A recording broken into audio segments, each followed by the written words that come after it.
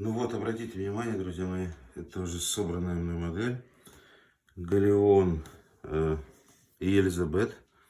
Один из кораблей эскадры Фрэнсиса Дрейка, который не буду распространяться, всем известный Фрэнсис Дрейк, который покорял весь мир приятными и не очень приятными моментами, будучи и он и пиратом был, и подданным королевы, и вот один из вот это галеон, который я лично собрал, мне доставляет это безумное удовольствие. Надеюсь, я впоследствии соберу всю флотилию Фрэнсиса Дрейка. Но вот пока собранная и готовая к рассмотрению галеон Елизабет. Ну просто счастье и все. Смотрю на него и думаю, неужели это я сделал?